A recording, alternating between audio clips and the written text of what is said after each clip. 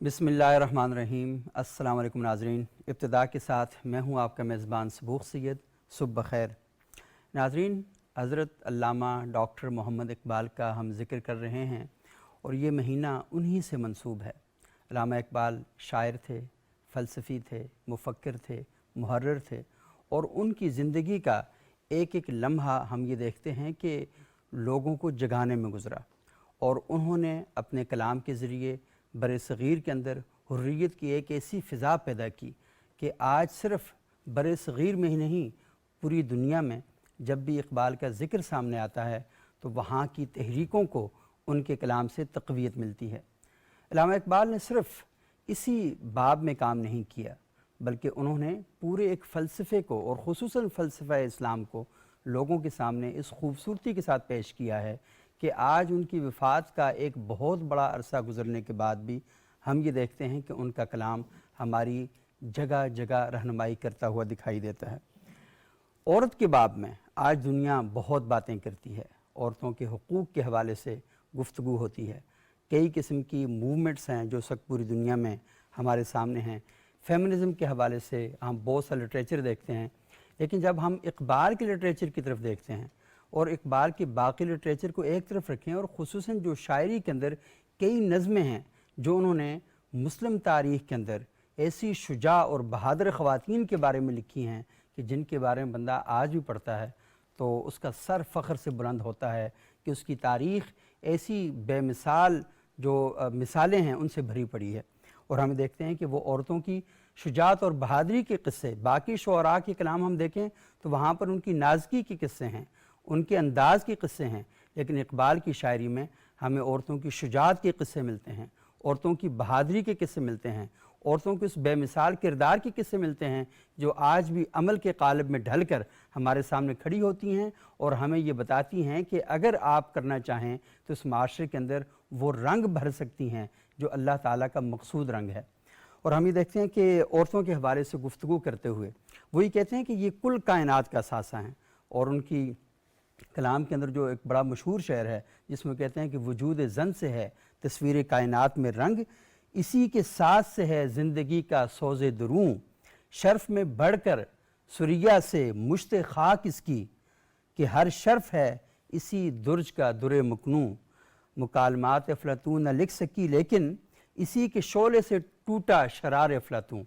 तो इस शेर, इसके अंदर जो अशार के अंदर जो तशरीह है ये तो आज हम अपने मुअज़्ज़ज़ मेहमानों से जानने की कोशिश करेंगे, लेकिन इकबाल का ज़िक्र करते हुए हमें ये देखना चाहिए कि हमारी लाइब्रेरियों में शायद इकबाल का कलाम तो पढ़ा हुआ है लेकिन हमारे लिए बहुत मुश्किल होता जा रहा है अपने बच्चों के साथ उस कलाम को कम्युनिकेट करना और अपनों बच्चों तक इस बात को पहुँचाना कि इकबाल असल में हमसे मुखातब कैसे हैं। हम गाते बजाते भी हैं, कवालियों में भी पढ़ लेते हैं, लेकिन अमली सूरत में कि इकबाल की फ़िक्र क्या है उसके बारे में आगाह होना सबसे अहम है। तो आज हम बात करेंगे औरत इकबाल की नज़र में। तो इस मौजू पर गुफ्तगू करने के लिए खुशकिस्मती से हमारे साथ एक बड़ा ज़बरदस्त पैनल मौजूद है। जनाब डॉक्टर आरिफ हुसैन साहब, इनका ताल्लुक़ दायरा फ़रोग़ कौमी ज़बान से है। बहुत शुक्रिया डॉक्टर साहब, आप यहाँ तशरीफ़ लाए। हमारी दूसरी मुअज़्ज़ज़ मेहमान हैं गुलनाज़ अज़ीम भट्टी साहिबा, ये Islamabad model college for girls में F74 में ये पढ़ाती हैं। बहुत शुक्रिया डॉक्टर साहिबा, आप यहाँ तशरीफ़ लाई। हमारे साथ मौजूद हैं साइमा अशरफ साहिबा, ये हमें कलाम इकबाल सुनाएंगी और हमारे कई प्रोग्रामों में शिरकत करती रहती हैं। बहुत शुक्रिया साइमा आपका। और हमारे साथ मौजूद हैं रबाब तबस्सुम साहिबा, PhD स्कॉलर हैं, उर्दू में PhD कर रही हैं। बहुत शुक्रिया रबाब साहिबा, आप यहाँ तशरीफ़ लाएँ। डॉक्टर आरिफ साहब, मैं आपसे गुफ्तगू का आगाज़ करूँगा। वैसे उसूली तौर पर आज तो एंकर भी ख़ातून होनी चाहिए थी और इस मौजू पर गुफ्तगू करने वाले भी जो ख़वातीन होनी चाहिए थी, और लेकिन ये ना कि हम, क्योंकि हम शरीक हैं, वो जो उसने कहा ना कि मुकालमात अफ़लातून न लिख सकी लेकिन इसी के शोले से टूटा शरार अफ़लातून, तो हम भी असल में हमारी माएँ हैं, हमारी बहनें, तो हम भी उन्हीं की वजह से हमारा वजूद कायम है। तो इस पर हम गुफ्तगू का आगाज़ करेंगे, लेकिन आपकी इजाज़त से सबसे पहले हम आगाज़ करते हैं साइमा अशरफ साहिबा से कि वो कलाम इकबाल हमें सुनाएं और फिर उसके बाद हम सिलसिला कलाम को आगे बढ़ाएंगे। जी साइमा, कैसी हैं आप और क्या सुनाएंगे आज हमें? तुझे याद क्या नहीं है। वाह, बहुत खूब। तुझे याद क्या नहीं تجھ یاد کیا نہیں ہے میرے دل کا وہ زمانہ وہ ادب گئے محبت وہ ادب گئے محبت وہ نکھے کا تازیانہ تجھ یاد کیا نہیں ہے تجھ یاد کیا نہیں ہے نہیں اس کھلی فضا میں کوئی گوشہ فراغت بہت خوب نہیں اس کھلی فضا میں کوئی گوشہ فراغت یہ جہاں عجب جہاں ہے یہ جہاں عجب جہاں ہے نہ قفس نہ آشیانہ تجھ یاد کیا نہیں ہے میرے آنکھوں سے تو نے یہ جہاں کیا ہے پیدا میرے آنکھوں سے تو نے یہ جہاں کیا ہے پیدا سلائے شہید کیا ہے سلائے شہید کیا ہے تب تاب جاودانہ تجھ یاد کیا نہیں ہے تجھ یاد کیا نہیں ہے واہ بہت خوب جی جی تیری بندہ پروری سے میرے دن گزر رہے ہیں تیری بندہ پروری سے میرے دن گزر رہے ہیں نہ گلا ہے دوستوں کا نہ گلا ہے دوستوں کا نہ شکایت زمانہ تجھ یاد کیا نہیں ہے تجھ یاد کیا نہیں ہے بہت خوب بہت زبردست سائمہ اشرف اور اس کی کئی اشعار ایسے ہیں کہ جو بڑے زبان زد عام ہیں لیکن یہ نا کہ جو بنیادی دستک دے رہے ہیں کہ تجھے یاد کیا نہیں ہے یعنی اقبال کی ساری شاعری کے اندر ہم دیکھتے ہیں تو وہ بار بار جب نشاط ثانیہ کی بات کرتے ہیں تو آپ کو جگا رہے ہوتے ہیں کہ آپ کوئی معمولی لوگ نہیں ہیں کوئی معمولی افراد نہیں ہیں آپ کی ایک ہسٹری ہے آپ کی ایک تاریخ ہے اور جب آپ کر گزرنے پر آئے تو آپ کر گزرے ایسا نہیں تھا آپ کی تاریخ اس طرح کی ہے تو ڈاکٹر صاحب یہ بتائیے گا کہ یہ جو نسائیات کے باب میں اقبال کے ایک خاص ہم دیکھتے ہیں کہ ایک اینگل ہے اور وہ بہت مقدس ٹھہراتے ہیں وہ کہتے ہیں کہ جتنی بھی بار مارکے ہیں ان سارے مارکوں کی جو ماں ہے وہ اصل ماں ہے اور اس کا جو کردار ہے بہت ہی زیادہ اہم ہے دیکھیں وہ یہ ہے کہ اقبال نے جو نا اپنے جو خودی ہے اس پہ بہت زور دیا. تقریباً ان کی جو جتنی شاعری ہے نا اس میں خود ہی کے پہلو جو ہے نا وہ نمایاں ہوتے ہیں. تو اس طرح جب وہ اقبال عورت کی بات کرتے ہیں تو اس میں وہ دو نقطے جو ہے نا ہمیں بتاتے ہیں, ایک خلوت کا اور ایک جلوت کا. صحیح. ٹھیک ہے. اچھا, خلوت جو ہے وہ عورت کے لیے وہ استعمال کرتے ہیں.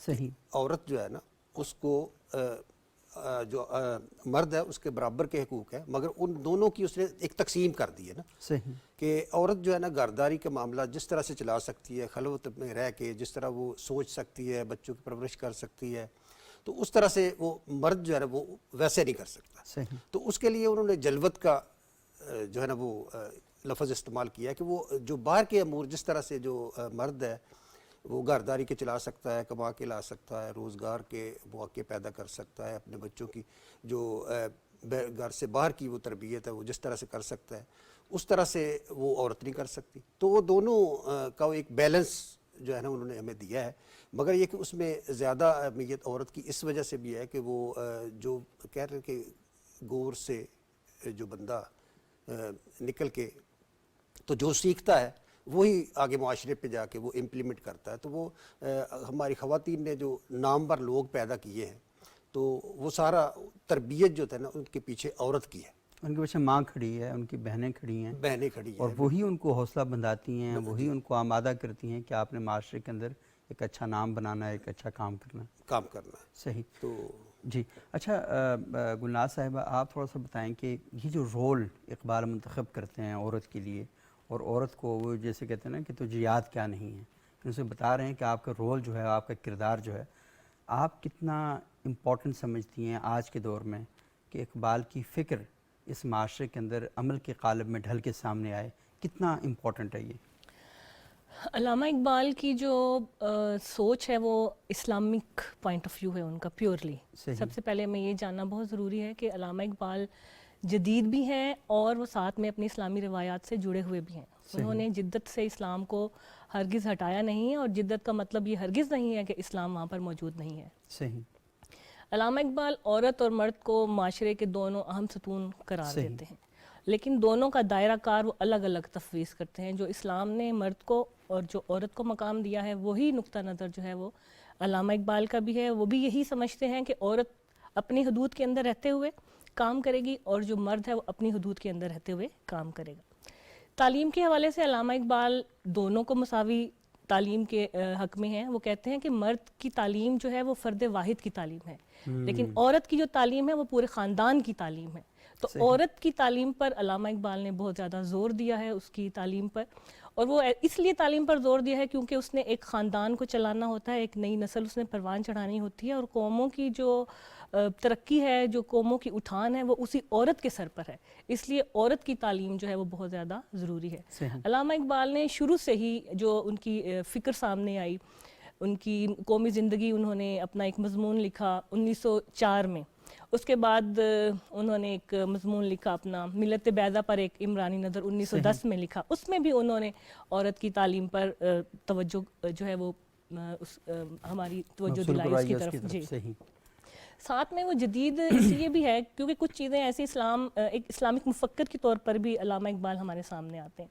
اور اسلامک پوائنٹ آف ویو سے جیسے ہم کہتے ہیں کہ اگر لڑکے اور لڑکی کی ہم شادی کرتے ہیں کہ بھئی لڑکی نے نہ دیکھا ہو لڑکے کو, لڑکے نے نہ دیکھا ہو خاتون کو, اور آپ جو ہے وہ شادی کر دیں, تو علامہ اقبال اس کے قائل ہرگز نہیں ہیں. وہ کہتے ہیں کہ مرد عورت سے یعنی کہ دیکھ سکے, ان کو آپس میں وہ بات چیت ایک حد میں رہتے ہوئے کریں تاکہ وہ اپنی آئندہ آنے والی زندگی جو ہے اس پر ان کی جو ہے وہ اس کا بہتر فیصلہ کر سکیں کہ وہ آگے ساتھ ان کا نباہ ہو سکتا ہے یا نہیں. ویسے تو یہ مغربی فکر ہے, لیکن اس میں اقبال جو ہے وہ اس کے قائل ہیں کہ منگنی ہونی چاہیے اور ان کا آپس میں بات چیت بھی ہونی چاہیے ان دونوں افراد کی, تاکہ وہ بہتر فیصلہ کر سکیں کہ وہ آئندہ آنے والی زندگی میں ایک ساتھ چل سکتے ہیں کہ نہیں. تو ہماری بات شادیاں اسی لیے ناکام بھی ہوتی ہیں جو ہماری پیرنٹس کرتے ہیں اور جو طے کرتے ہیں, جن کو ارینج میرج کہا جاتا ہے.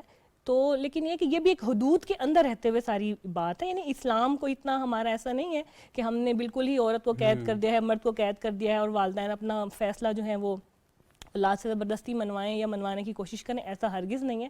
تو یہاں پر بھی اسلام نے عورت کو اجازت دی ہے کہ وہ بھی دیکھ سکتی ہے، وہ اس سے یعنی کہ حدود کے اندر رہتے ہوئے بات بھی کر سکتی ہے، اس کے مزاج سے واقفیت بھی حاصل کر سکتی ہے کہ ان دونوں کا فیوچر میں ایک ساتھ زندگی گزارنا ممکن ہے یا نہیں ہے، تو وہ اس چیز کے بھی قائل ہیں. اچھا اس کے علاوہ یہ بات تو بہت ہی اہم ہے جی کہ جس کانٹیکس میں آپ بات کر رہی ہیں، ہم یہ دیکھتے ہیں کہ اللہ کے رسول صلی اللہ علیہ وسلم کے دور میں بھی اس بات کی تو بڑی واضح اجازت تھی، جی اور سیدہ خدیجہ نے خود شادی کا پیغام بھیجا اللہ کے رسول کے لیے. بالکل آج ہمارے ہاں اس کو غیرت اور انا کا مسئلہ بنا دیا جاتا ہے. بالکل کسی ایسا ہے. خاتون کی طرف سے شادی کا پیغام چلا جائے، وہ کہتے ہیں اچھا کتنی اخلاق باختہ ہو گئی ہے. جی تو یہ تو سنت عمل ہے. بالکل ایسا اور ہی. دوسری بات یہ کہ سیدہ فاطمہ الزہرا کی جب شادی ہو رہی تھی تو آپ کو پتہ ہے 2 رشتے حضرت علی سے پہلے بھی آئے تھے، تو سیدہ فاطمہ نے انکار کیا تھا. جی یعنی وہ رشتے اللہ کے رسول کے تھرو آئے نا. بالکل آپ نے کہا میں نے شادی نہیں کرنا چاہتی. تو رسول کی تربیت یہ ہے بالکل کہ یہاں پر جہاں آزادی دی گئی اس آزادی کا بھرپور استعمال کرنا. کریں. اور وہ حضرت علی سے شادی کرنا چاہ رہی تھیں، حضرت علی کی طرف سے رشتہ ہی نہیں آ رہا تھا. جی تو حضرت علی نے، اللہ کے رسول نے حضرت ابو بکر سے حضرت عمر کو بلا کر کہا کہ ان سے جا کر کہیں جی کہ وہ شادی کرنا چاہتی ہیں. ایسا تو انہوں نے کہا کہ کون شادی نہیں کرنا چاہتا، اللہ کے رسول کی بیٹی سے کون شادی نہیں کرنا چاہتا، لیکن میرے پاس وسائل کی کمی ہے. تو وہ پھر سارا جو معاملہ آگے ہوا. جی. تو یہ ہمارے ہاں ایسا ایک اجنبی تصور بنا دیا گیا ہے کہ جیسے یہ مغرب کی سوچ ہے، ہماری یہ نہیں، یہ اوریجنلی ہماری ہی سوچ ہے. ہماری اسلامک تھاٹس کے اندر یہ ساری چیزیں موجود ہیں. تو اگر آپ کسی خاندان کی بنیاد رکھ رہے ہیں، ان کے اندر رشتہ محبت اور مودت ہی موجود نہیں ہے، ان کا آپس میں تعلق ہی نہیں ہے، وہ ایک دوسرے کو سمجھتے جانتے ہی نہیں ہیں، تو بنیاد آگے کیسے چلے گی؟ بالکل صحیح. تو یہ تو بہت ہی اہم ہے. جی ہاں جی.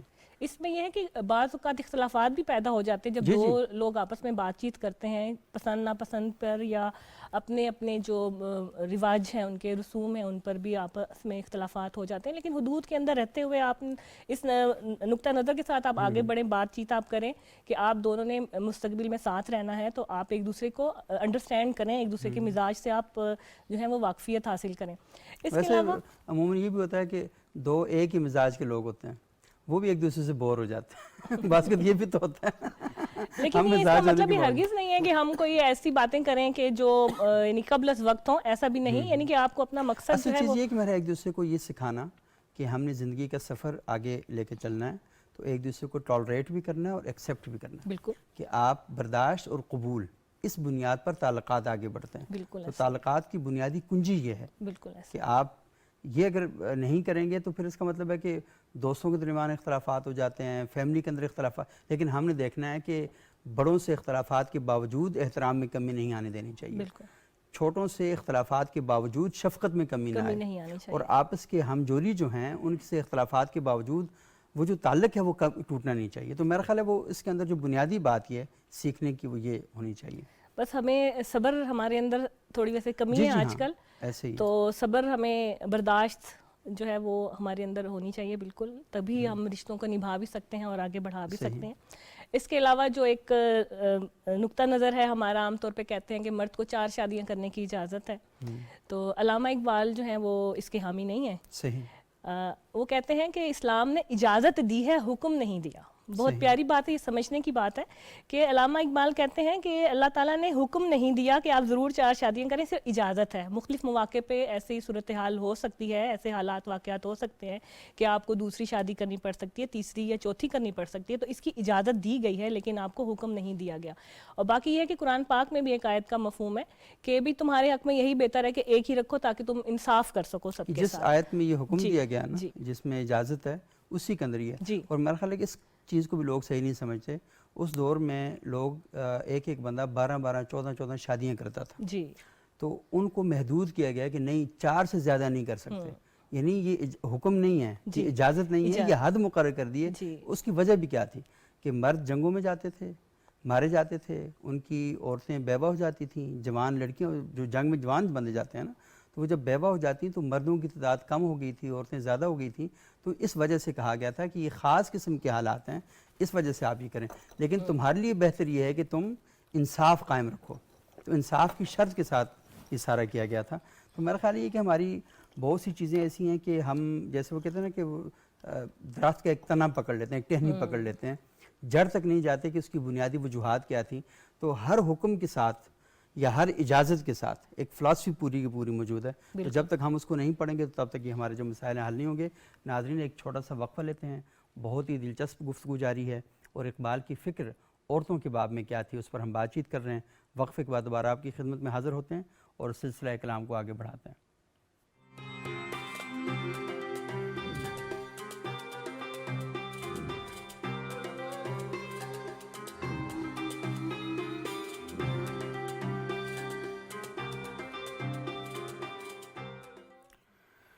ناظرین وقفے کے بعد ایک بار پھر پروگرام ابتدا میں خوش آمدید. آج ہم گفتگو کر رہے ہیں حضرت علامہ اقبال کی شاعری کے اندر، ان کی نثر کے اندر، اس کی سوچ اور فکر کے اندر جو خواتین سے متعلق خصوصی طور پر ہم دیکھتے ہیں کہ ذکر موجود ہے، وہ اصل میں کیا ہے، اس پر ہم بات کر رہے ہیں.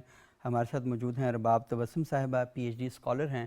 رباب صاحبہ، میں تھوڑا سا آپ سے یہ جاننا چاہوں گا کہ یہ بتائیں کہ یہ جو تھاٹ پروسیس ہے، یہ جو مرکزی خیال ہے اقبال کی شاعری کے اندر خواتین کے باب میں، یہ کیسے ان کے ذہن کے اندر پیدا ہوا؟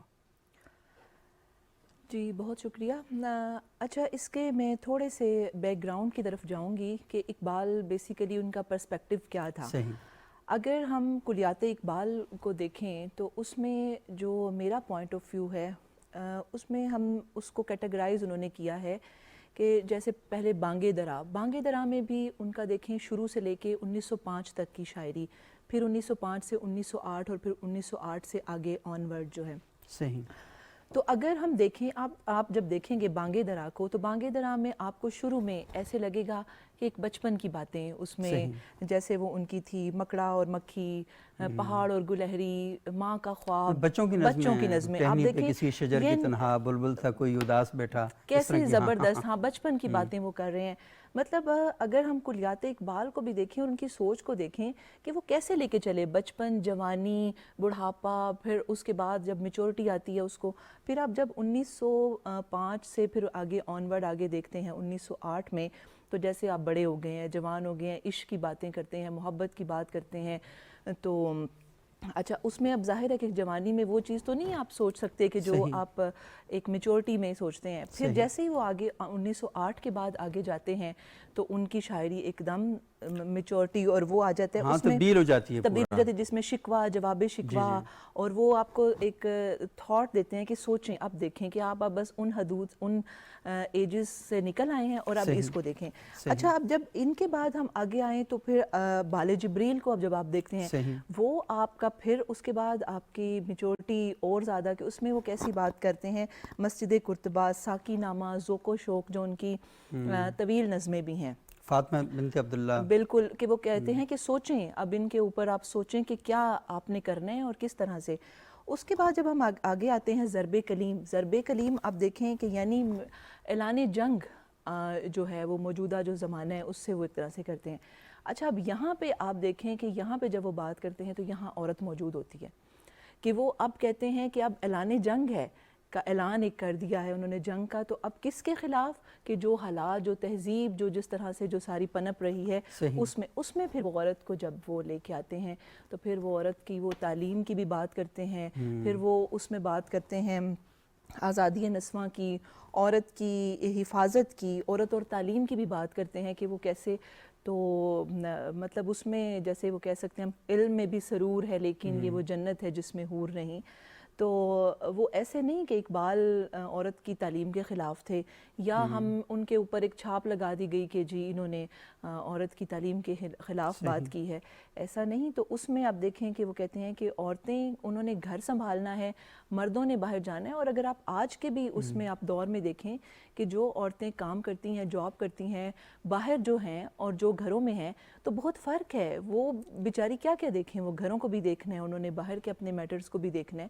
تو اگر ہم اسلامی تعلیمات کو بھی دیکھیں، جیسے پہلے بھی بات ہوئی کہ کیسے حضرت خدیجہ وہ بھی بزنس کرتی ہوتی تھیں اور اس طرح نہیں ہے کہ وہ کوئی پہلی خواتین. اگر ہم پرانی خواتین کو دیکھ لیں تو انہوں نے ملکوں میں اپنے ملک چلائے ہوئے ہیں، ملکائیں تھیں.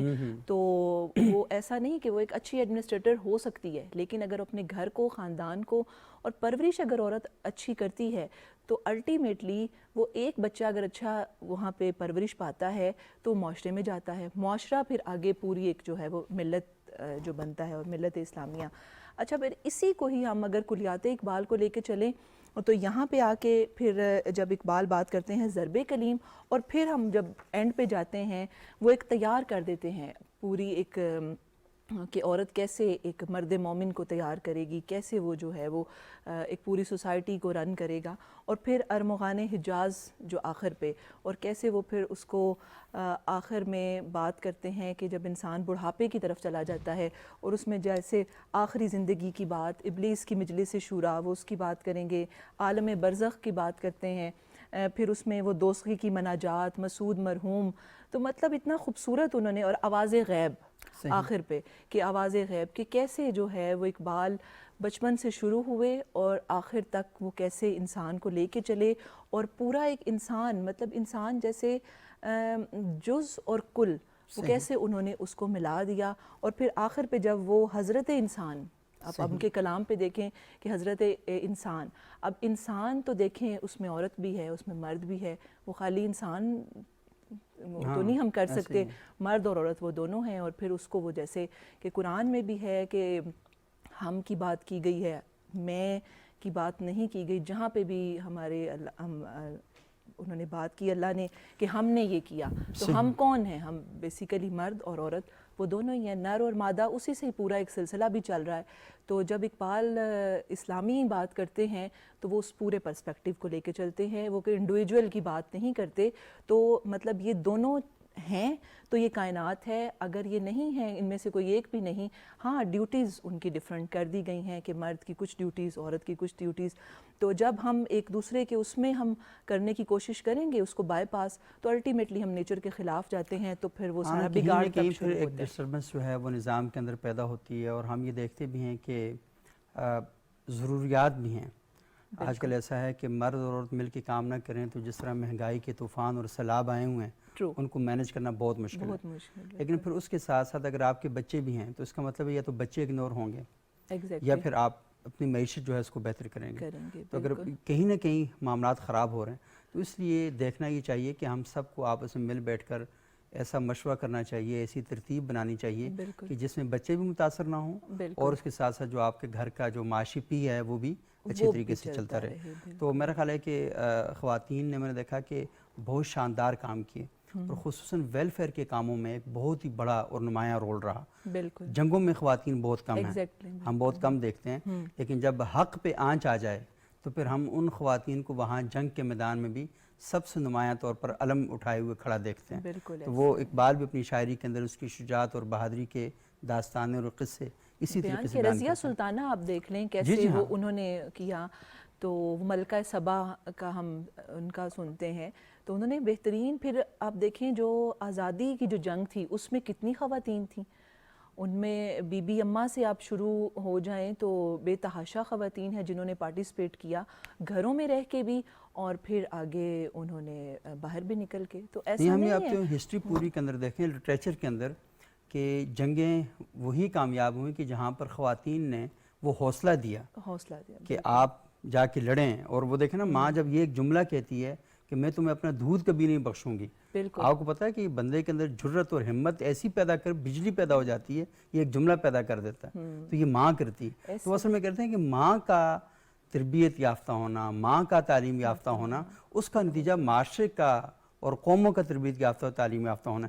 اچھا ڈاکٹر صاحب, یہ بہت ہی اہم بڑا حساس موضوع بھی ہے, اور بدقسمتی یہ ہوتی ہے کہ جب ہم ٹریک پہ آتے ہیں نا تو وقت ختم ہونا شروع ہو جاتا ہے, یہ ایک بڑا مسئلہ ہوتا ہے. تو یہ تھوڑا سا ڈاکٹر صاحب بتائیں کہ میں نے ایک حدیث میں یہ پڑھا کہ اللہ کے رسول نے فرمایا کہ کسی کے ہاں بیٹی پیدا ہوئی, اس نے اس کی تربیت کی, اور تربیت کرنے کے بعد اس کا اچھا معاملات سارے کیے, تو قیامت والے دن اشارہ کر کے فرمایا کہ میرے ساتھ اس طرح قیامت والے دن کھڑا ہوگا. تو یہ اصل میں بات ہوگی سمجھیں کہ جیسے سوسائٹی میں عورت کی اہمیت کم تھی تو اس کو صرف بڑھانے کے لیے کیا کہ نہیں, یہ عورت کی رسپانسبلٹیز کو زیادہ بہتر طور پر نمایاں کرنے کے لیے والی بات کی گئی. تو ہم اپنے معاشرے کے اندر جہاں پہ ہم کہیں دیکھتے ہیں کہ خواتین کو ووٹ دینے کا حق نہیں دیا جاتا, کہیں معاشرے کے اندر ہم دیکھتے ہیں اس کو برابری کے مواقع دینے کی بات آتی ہے تو بہت بددلی کے ساتھ قبول کیا جاتا ہے, خوشی کے ساتھ قبول نہیں کیا جاتا. تو لوگوں تک یہ پیغام ہم کیسے پہنچائیں کہ ہمارے بانیانہ نے پاکستان نے اور اسلام کے بانی نے ان دونوں نے جو ہمیں راستہ دکھایا ہے وہ بڑے اعتدال کا راستہ ہے. جی اصل میں اقبال کی جو شاعری ہے نا وہ اس میں جو اگر عورت کا کردار کے حوالے سے اگر بات کی گئی ہے تو وہ سارا اس نے جو اسلام میں عورت کا مقام ہے نا وہی اقبال کے ہاں عورت کا مقام ہے.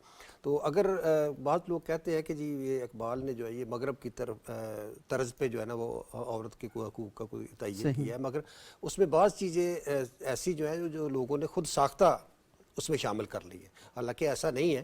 تو انہوں نے کسی بھی موقع پہ ایسا نہیں کہا کہ بھی یہ جو ہے نا مغربیت ہے تو عورت کو یہ آزادی ہونی چاہیے اور ریانیت ہونی چاہیے، یہ اس طرح کی کہیں بھی انہوں نے بات نہیں کی.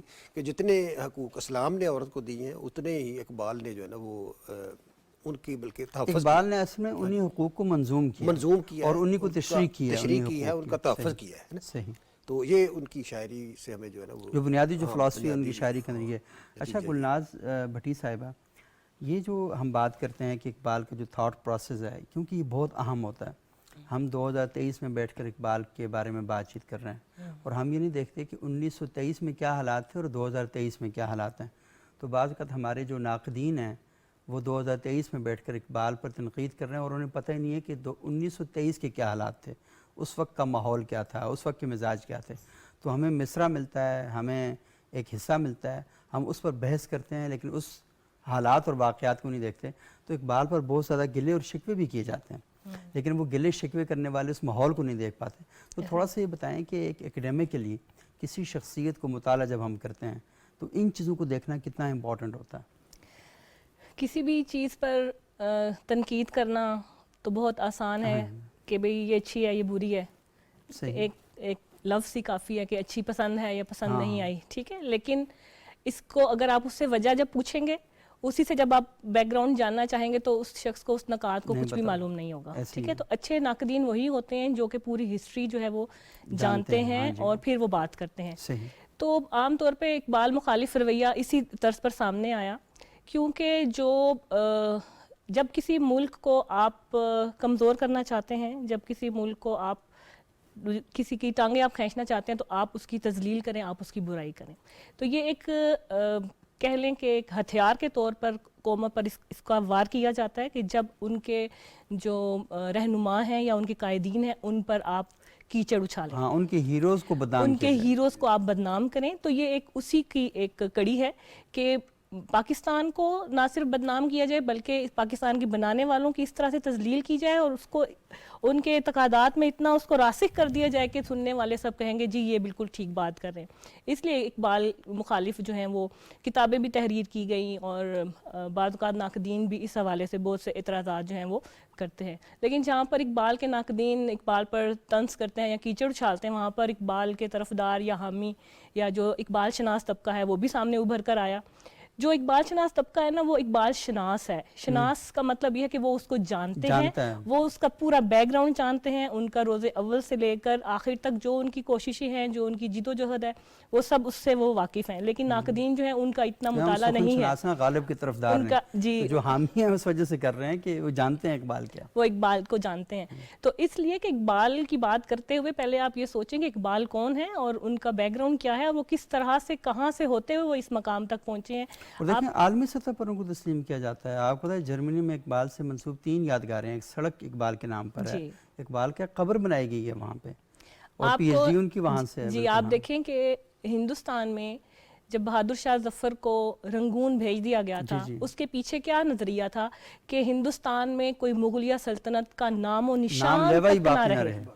آپ یہ اس ایک نقطے کو ذہن میں رکھیں اور پھر آپ دیکھیں گے جو اقبال پر کیچڑ اچھالی جاتی ہے یا اعتراضات کیے جاتے ہیں یا تنقید کی جاتی ہے تو ان کی کیا حیثیت ہے.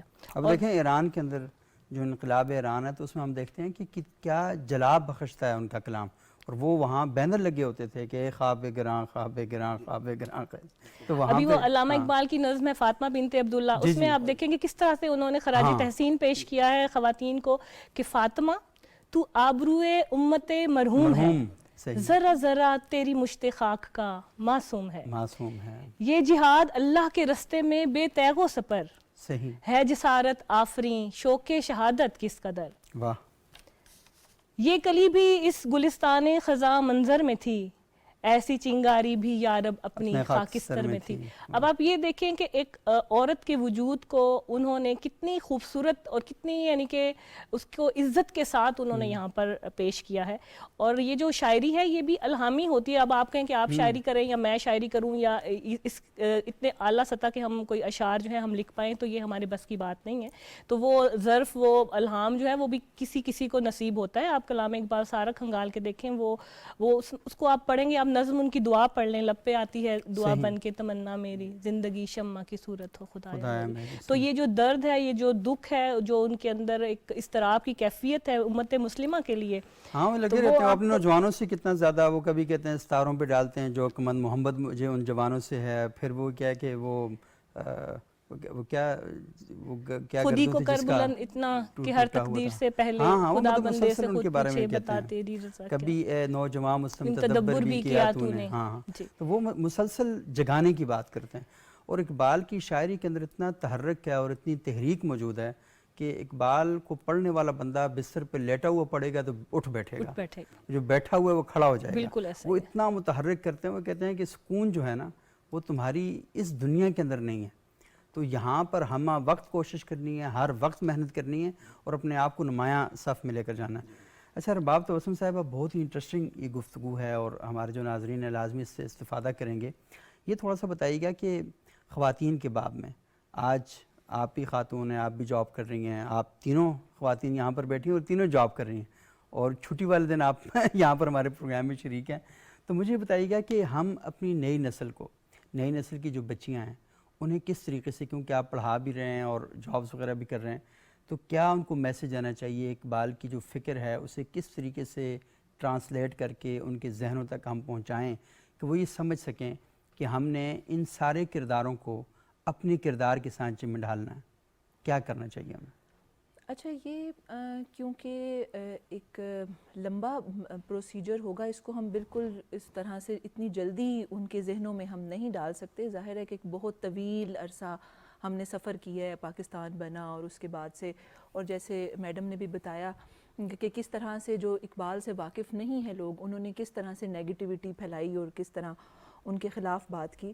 تو اب آنے والے وقت میں اس کا بیسٹ وے یہی ہو سکتا ہے کہ جو تعلیمی اداروں میں اسپیشلی, کیونکہ گھروں سے تو ان کو جو تربیت مل رہی ہے, لیکن اب جو ہم نے اپنی آگے آنے والی نسل کو جو تیار کرنا ہے اسپیشلی لڑکیوں کو, تو ان کو ہم ان کے تعلیمی اداروں میں کچھ اس طرح کا نصاب شامل کیا جائے اور اس نصاب میں وہ کچھ انٹرسٹنگ بھی ہو اور اس کی باقاعدہ تشریح کے ساتھ ہو.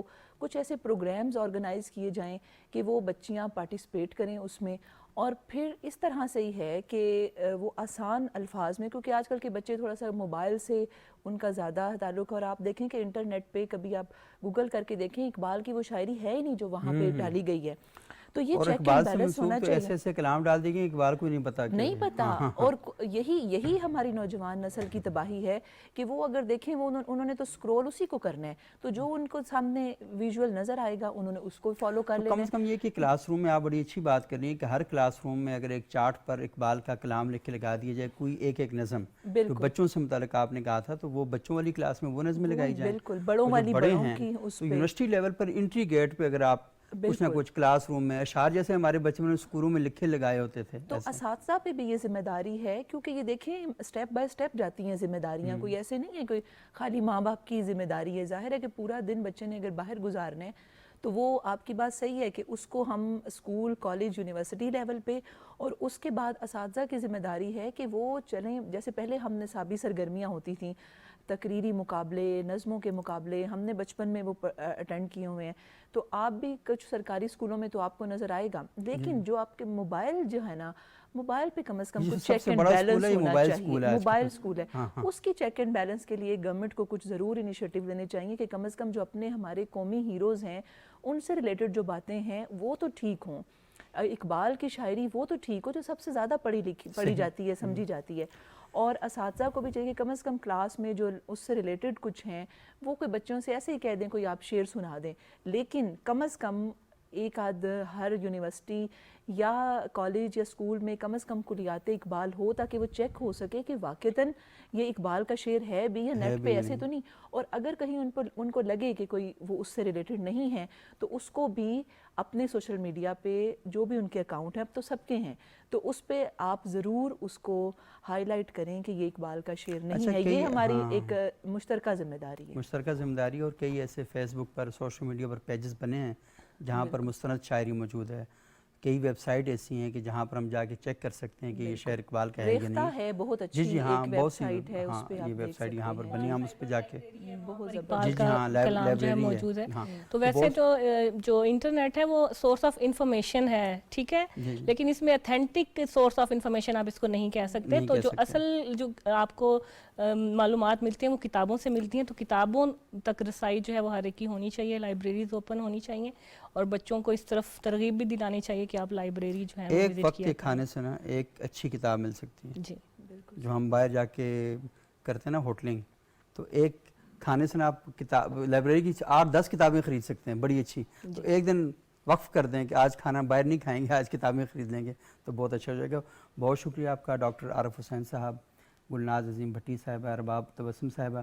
اب میں آخر میں سائمہ اشرف صاحبہ سے کہوں گا کہ وہ ہمیں کلام اقبال سنائیں اور اسی کے ساتھ ہمارے آج کے پروگرام کا وقت ختم ہو جائے گا. جی سائمہ.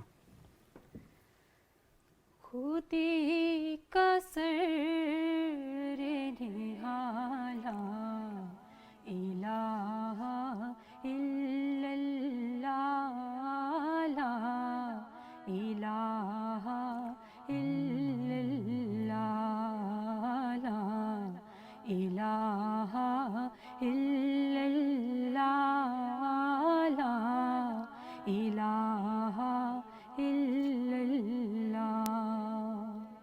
خودی ہے تیغ فسانہ الہ الا اللہ لا الہ الا اللہ. یہ دور اپنے براہیم کی تلاش میں ہے, یہ دور اپنے براہیم کی تلاش میں ہے. صنم کدا ہے جہاں لا الہ الا اللہ لا الہ الا اللہ لا الہ الا اللہ لا الہ الا اللہ. کیا ہے تو نے متاع غرور کا سودا